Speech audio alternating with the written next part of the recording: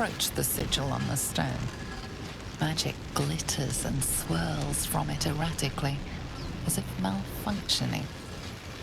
It looks slightly dangerous.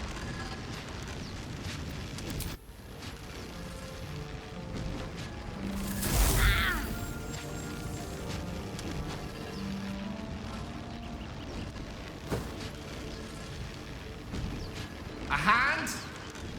Anyone?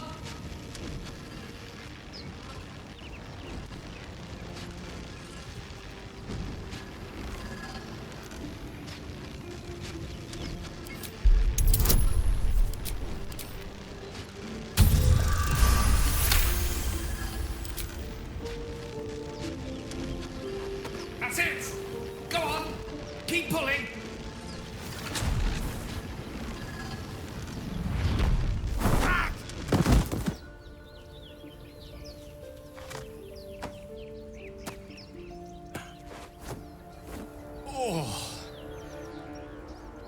Hello.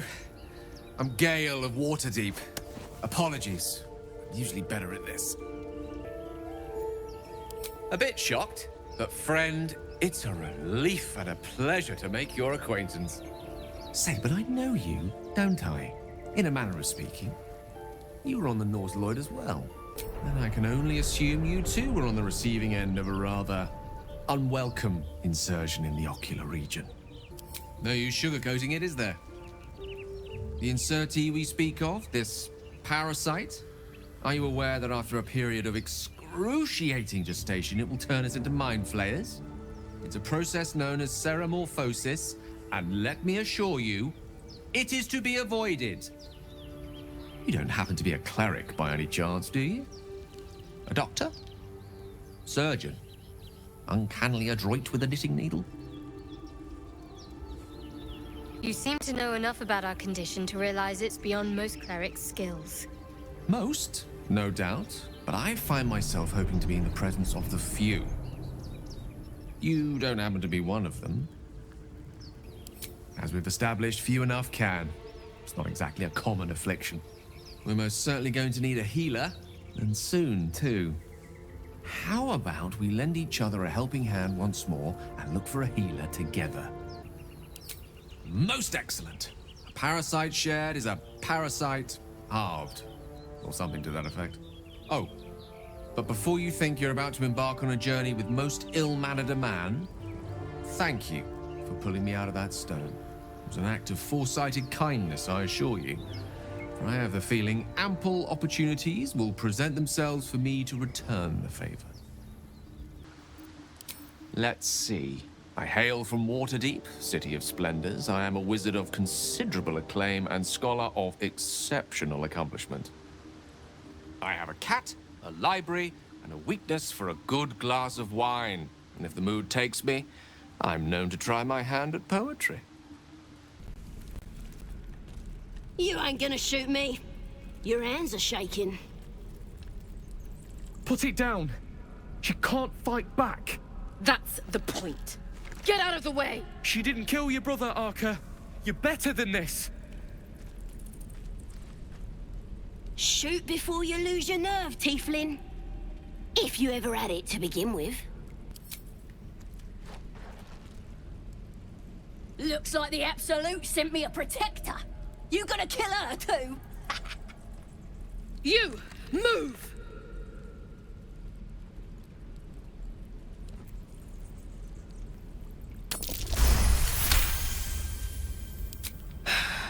You're right. I wish you weren't. I really do. Damn you. Damn it! Why do you care if a goblin lives or dies? You'd better be right. It's all right, Arca. Let's go. Believe it or not, but I witnessed a similar standoff back at the Yawning Portal. Of course, an establishment like that invites all sorts of outlandish entertainments. An inn in Waterdeep. Oh, never a dull moment there. Adventurers come from all over Faerun to try their luck down the well. Leads into the Undermountain, you see, full of death, danger, and vast amounts of treasure. Hard to resist. Oh, a drow, a dragonborn, and a cleric of Cyric walk into a bar. Your standard fare. Maybe someone was cheating at cards. Maybe it was some weird lover's quarrel. In any case, out came the crossbow, and a hush fell over the entire room. I stood up and yelled, "Shadow Dark Ale for everyone!" The crowd cheered. The tension drained into 6 tankards, and soon all was well again. In a place like the Yawning Portal, the most powerful magic is calling for a round of drinks. Mind you, all I did was call for ale, but you went and stood in front of that crossbow. Ah, drink to that. That scamp reminds me of myself when I was a nipper. Always getting into trouble. And worse. One time, my parents denied me a kitten, so I summoned myself a Tressim. Ah, dear old Tara. Beautiful creature. Benefits of a wizard's education, you see. Of course, my considerable talent didn't hurt either. Well, that depends on who you ask, I suppose. I may have summoned things rather more exotic than a winged cat. There was that magma mephit once. Nice fellow, we kept in touch. Of course, in walked the housekeeper, screaming, yelling, panic, and before you know it, fire everywhere. Anyway, I'm glad we got that boy out of his predicament. Poor lad would have been harpy feed if it wasn't for you. We need to get Arabella out, now! You heard the guards. They're waiting on Corker to give word. I'd sooner trek through the 9 hells than trust that snake! Ugh! Arabella tried to steal their idol. Druids lost their damn minds about it. They need it for their precious ritual. Oh, it's all my fault. I told her I wished the wretched thing would just disappear, or better yet, explode. Now Arabella's being judged by a bunch of druids who hate us. That's not right. This grove is like a cauldron about to boil over. I say we check in on the child. Make sure she comes to no harm. Thank you. They won't give us the time of day. Hurry! I'm at the end of my tether as is. Can't take this waiting.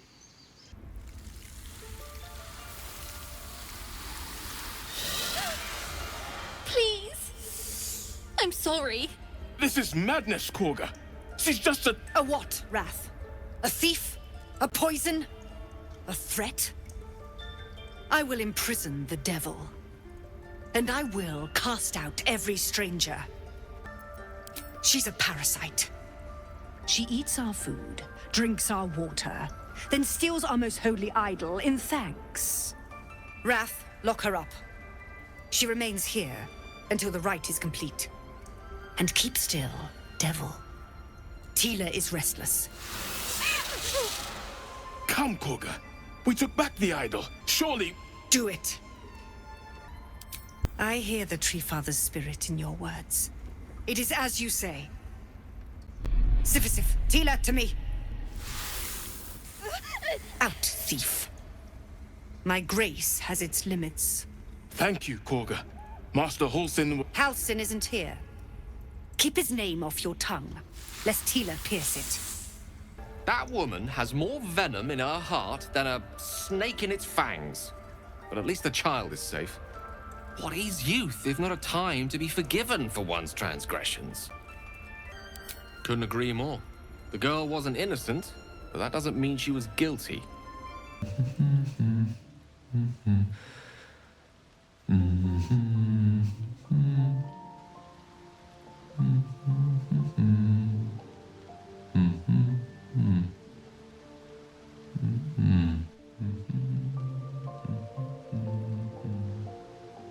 Be with you in a moment.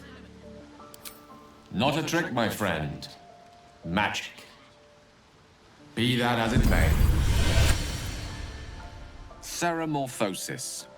What does it make you think of? Spot on. Day 1, fever and memory loss. Day 2, hallucinations and graying skin. Day 3, hair loss and blood leaking from all orifices. Need to go on? Day 4, excruciating pain as the skeleton and organs reform and reposition. Day 5, the host personality has disappeared. Fingers and toes and limbs elongate. I take it you get the picture? Day 6, the flesh around the mouth splits to make way for tentacles. Day 7, a mind flayer is born. Spot on again. Our orifices remain blissfully unblooded, our heads remain clear, and our blood temperature normal. Any expert will agree this is abnormal. That, alas, is where my knowledge fails me. A rogue might call it luck, a priest might call it fate. As for myself, I'm a pragmatic. I see the silence before the storm. Something to sleep on. We should get some rest. Tiring business, isn't it? All this traveling and adventuring. Why don't we take a little break, Allow ourselves a few moments of rest? Gives me a chance to talk to you about something, well, rather important. We've been on the road together for a while now, haven't we? Survived some perils, overcame some obstacles. Ever since you were kind enough to free me from that stone, I've seen you demonstrate remarkable guile and courage. The way you diffused the tension between Zevlor and Aradin. The way you got Korga to release the girl. In short, I've grown to trust you. The reason I make a point of saying this is that I've grown confident enough to tell you something I've yet to tell another living soul, except for my cat. You see, I have this condition. Very different from the parasite we share, but just as deadly.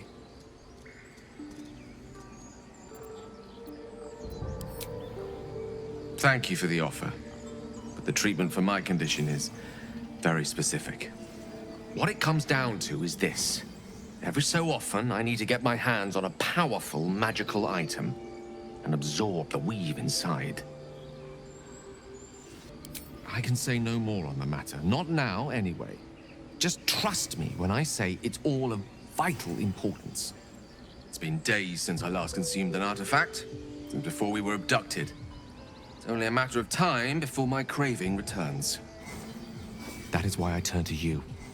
I need you to help me find magic items to consume. It is vital. Dare I say it?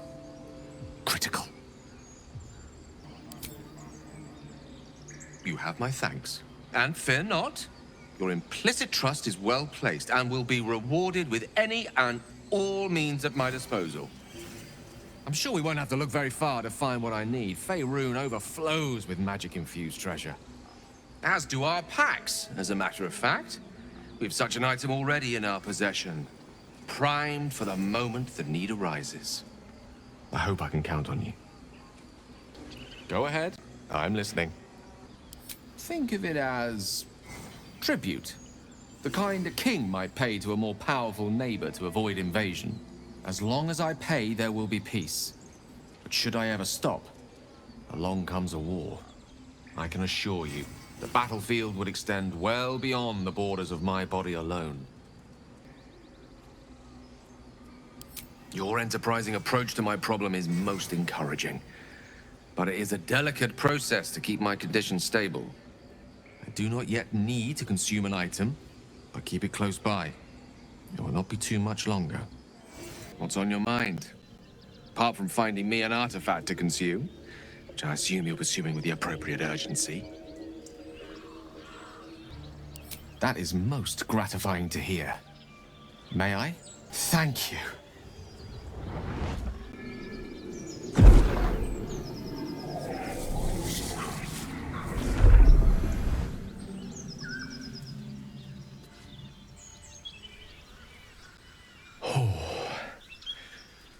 That hit the spot.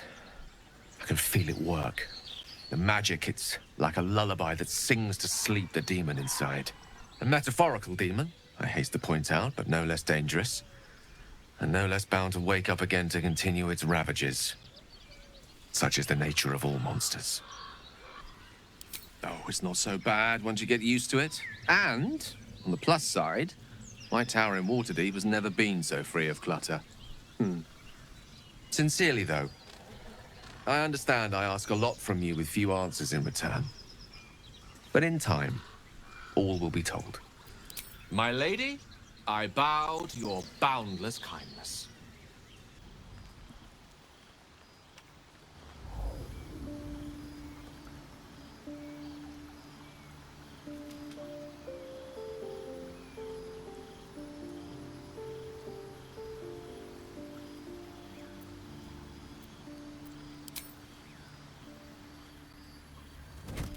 Oh. My, you startled me. It's miles away. No, she's no one, really. I was just practicing an incantation.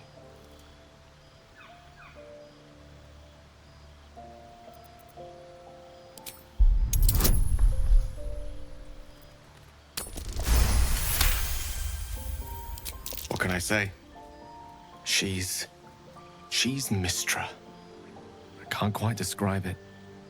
The need I sometimes feel to see her. To draw the filaments of fantasy into existence. No sculpture or painting could ever do her justice. Only the fabric that she herself is and embodies. The weave. Mystra is all magic. And as far as I'm concerned, she is all creation. Magic is my life. I've been in touch with the weave for as long as I can remember. There's nothing like it. It's like music, poetry, physical beauty, all rolled into one and given expression through the senses. Would you like to experience this? Then follow my lead.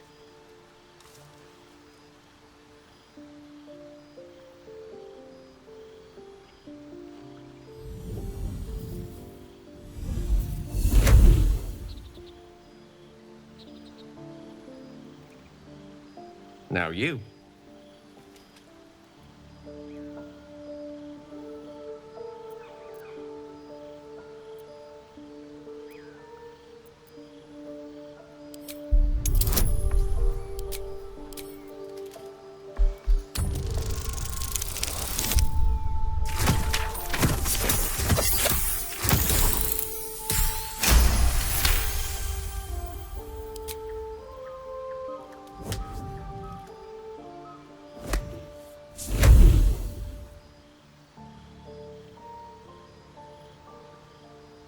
You feel something strange, like a kind word and a kind touch at the same time. It's warm and comfortable. Excellent. Now, repeat after me. Athran mistraril kantrak eo.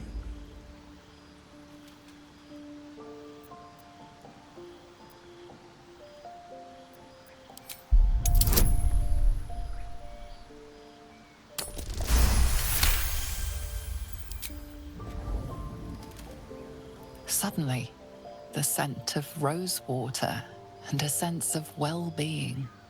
A sliver of weave that tastes sweet on the tongue. Very good. Now, I want you to picture in your mind the concept of harmony, as true as you can.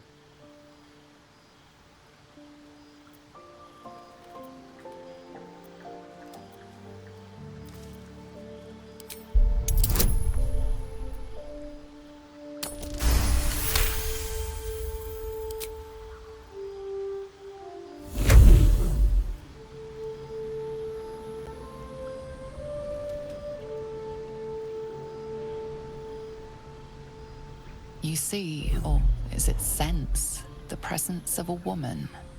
The woman who hovered over Gale's palm. There's something like the anticipation of a kiss, then the pleasure of being cloaked in peace. You are safe. You are nestled in the cup of Mystra's hand. You did it! You're channeling the weave. How does it feel? That it does. The weave connects you. The moment feels intimate.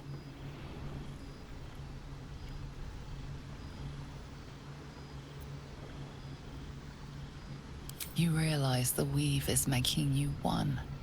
You have but to imagine your desire, and Gale will know it.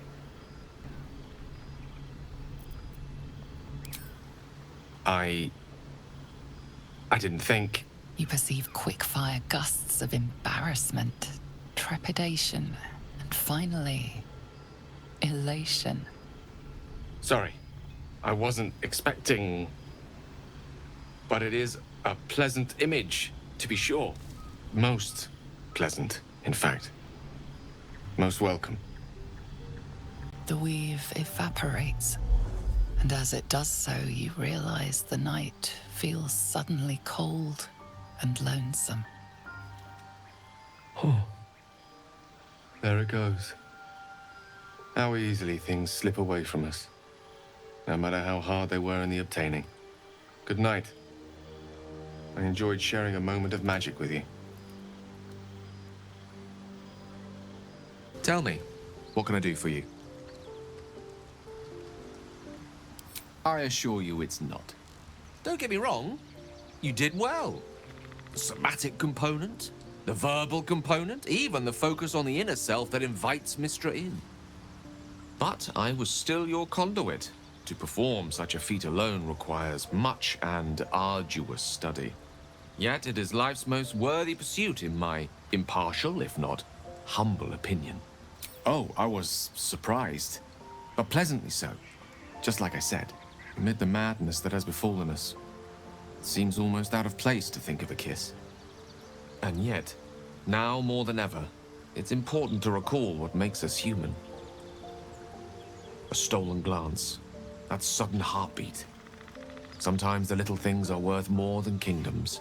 They promise things to come. Fresh disarmament, bare hands. Weaker than pixies, humans. Oh, you got him good. And who are you? Another pest? Humans. Think you rule the world. Ah! As the symbol glows, power courses through you. Authority. Everyone says that. And then they spit in our faces. But no more.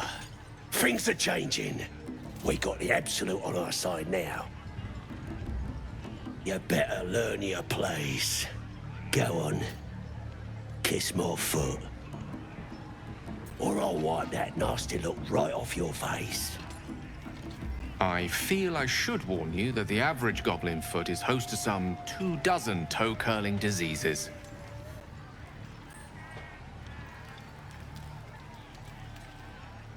What was that? You want your teeth knocked in? I can do that.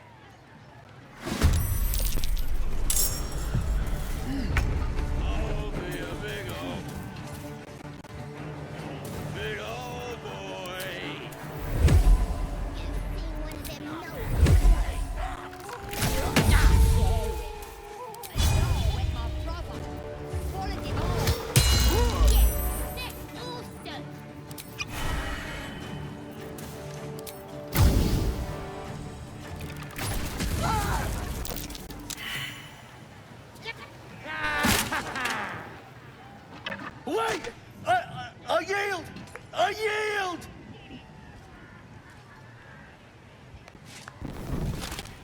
How about you make him kiss your feet next?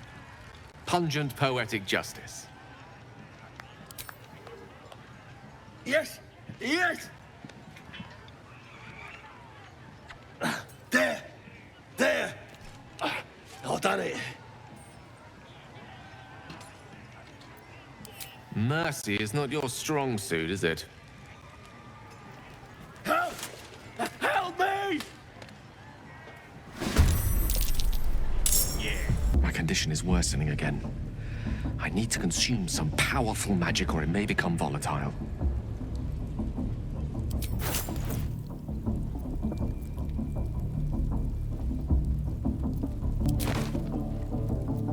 Thank you.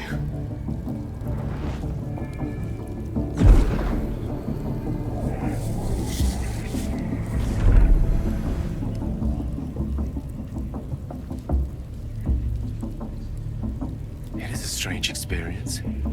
Each time anew, like a lost soul is spelunking through the darkness that is me, only to be sacrificed on the dread altar of the heart.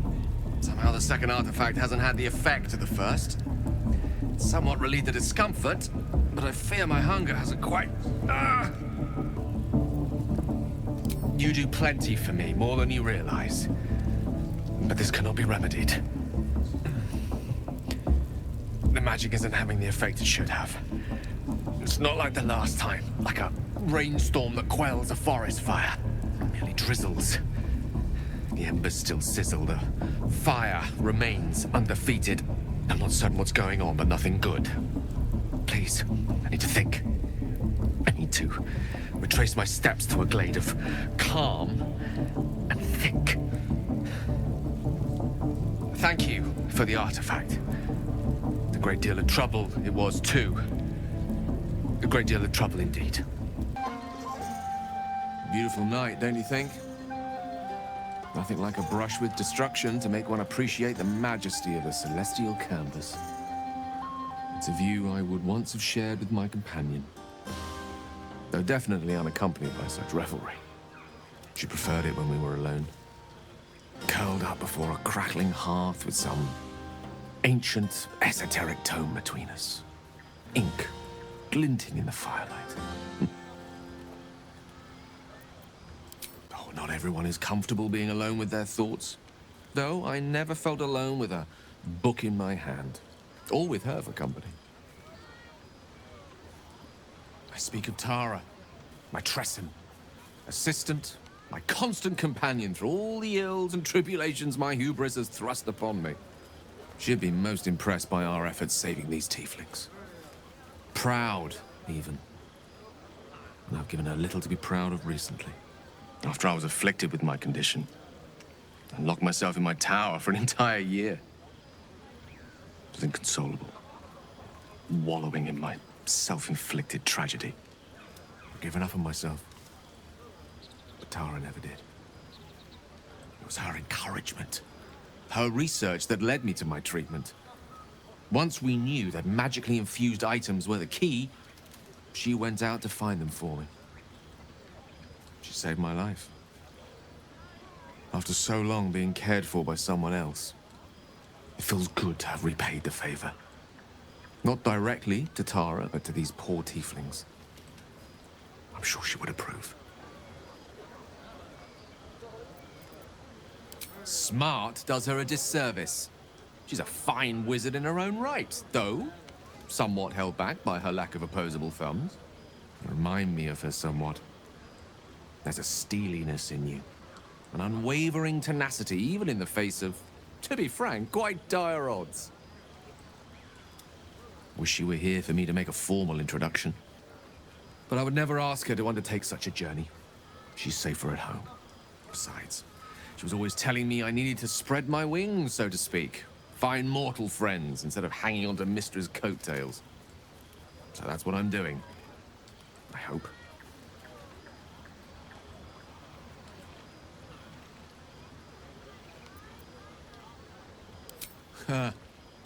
Very funny. But as we all know, nymphs are sticklers when it comes to their bathing routines. You, my friend, haven't been near a fresh spring in a 10-day or more. Not that I don't appreciate your musk. Actually rather like it. Well, it seems as good a time as any for me to stop babbling on.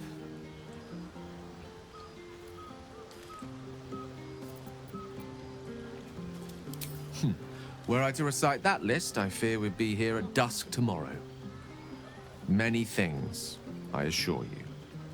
But a conversation better saved for another time. With my condition as volatile as it is, I fear any undue excitement may tip it over the edge, so to speak. Go. Indulge in the frivolities. They're good for the heart. And mine will be all the lighter to see you enjoying yourself. Buzz of celebration quiets to a soothing hum as you approach your bunk. You've picked up a few pleasant memories on your journey amongst your struggles. Or perhaps you will be the one taking him. My condition likes being ignored as little as I do.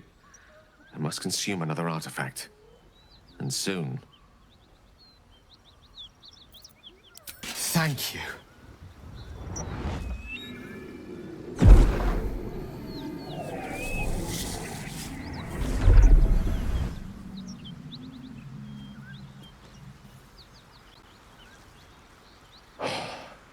Good gods.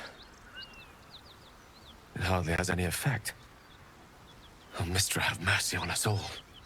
Listen, I need to speak to you, to all of you. It would be unconscionable of me to remain silent. I might just be about to remedy that. You have to know who I was. You have to know who I really am.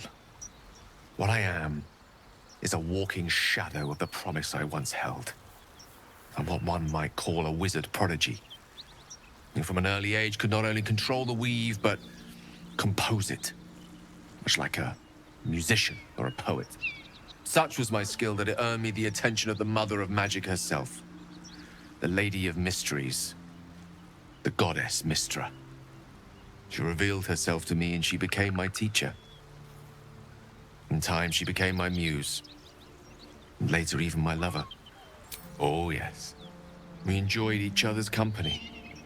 Body, mind, and soul. But even so, I desired more. You see, no matter how powerful a wizard we mortals can become, we never scratch more than the surface of the weave. Mystra keeps us in check. There are boundaries she doesn't let us cross, yet every time I was with her, I stood on the precipice, gazing into the wonders that lay beyond. I sought to cross her boundaries. I tried to convince her. I pouted. I pleaded. Swore my ambition was only to serve her better. She only smiled and told me to be contented. But inconceivable as it seems to me now, I shared a bed with a goddess, and yet I wasn't satisfied. So I sought to prove myself worthy to her instead. We come now to the crux of my folly. Shall I share the story behind it, or would you rather head straight to its sordid finale? Very well. Here goes. Once upon a very long time ago, a mighty lord lived in a tower. A flying tower, to be precise.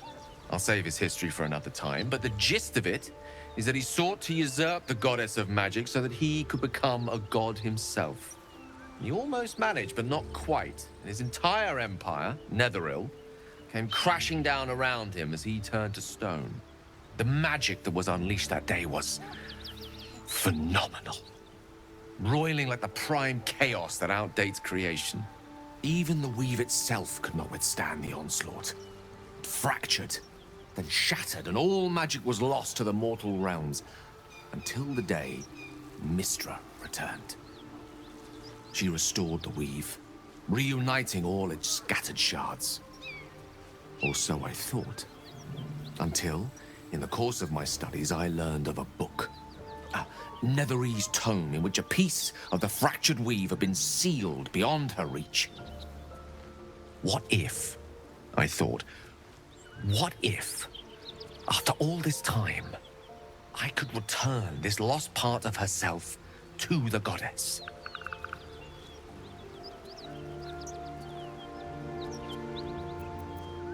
The answer was to try.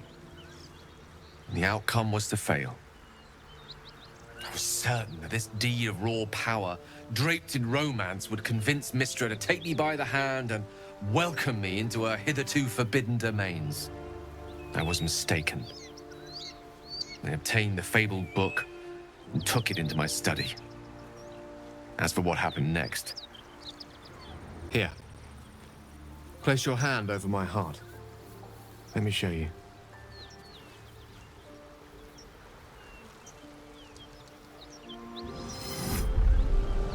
You feel the tadpole quiver as you realize Gale is letting you into the dark. You see through Gale's eyes, staring down the corridors of a dread memory. A book bound and and suddenly opened. Inside there are no pages, only a swirling mass of blackest weave that pounces. Its teeth, its claws, it's unstoppable as it digs through and becomes part of you. And gods, is it ever hungry.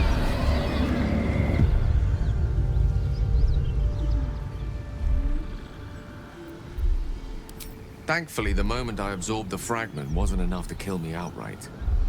It was only the beginning.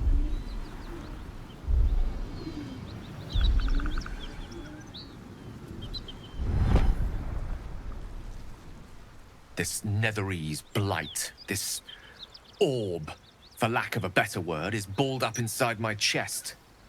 And it needs to be fed. As long as I absorb traces of the weave from potent enough sources, it remains quiet. Were it ever to fully destabilize, however, I will erupt. I don't know the exact magnitude of the eruption, but given my studies of Netherese magic, I'd say even a fragment as small as the one I carry, it'd level a city the size of Waterdeep. We might chance upon a king's collection of magical artifacts around the corner. We might cross paths with a miracle round the bend. Then again, we might not. All of this, it must feel like a betrayal. Say the word, and we'll part ways. Gale's one of us, and we should stand by his side. Absolutely. We're all risky in our own ways. We stick together anyway, right? That is a great relief. Oh, a great relief indeed. You truly are a soul that steals my own. From all my new rallied heart, I thank you. I thank you all. I understand if you stand against me. I'm humbled if you stand with me. Either way, I will do my best not to let you down. I stand at a precipice, but if you do not give up hope, neither shall I. I'll fight. I'll resist as long as I can. Now, even I am tired of the sound of my own voice. Let us venture forth. I do enjoy our conversations. What do you need? Ah, yes. Karsus. Karsus was perhaps the most powerful wizard that ever lived. The child who would be a god, the elves called him. And he tried. With a spell of his own devising, he endeavored to usurp in one fell swoop the power of the goddess of magic. Mistral, she was called then. Imagine what it must have felt like to be a god, to know yourself, to be untouchable, to be mistaken. As Karsus aimed his spell at her, she began to unravel, and with her, the entire weave. Too late did he realize what he had unleashed. It would have been the end of everything had not Mistral sacrificed herself. The goddess of magic is all magic. By dying, the entire weave was lost, and the spell that challenged a god failed. It was the end of Mistral, the end of Karsus, and the end of an entire civilization. As the child who would be a god was turned to stone, his empire came crashing down around him. The floating cities of Netheril were no more.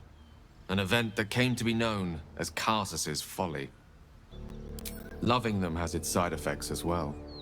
Now, so many centuries later, I try to follow in the footsteps of Karsus. Not to destroy Mystra, but to prove my love for her. I tried to control only a fraction of the magic that was unleashed that fateful day. I merely sought to return one tiny diamond to an imperfect crown. Gale's folly, one might call it. History, repetition. It's the way things go.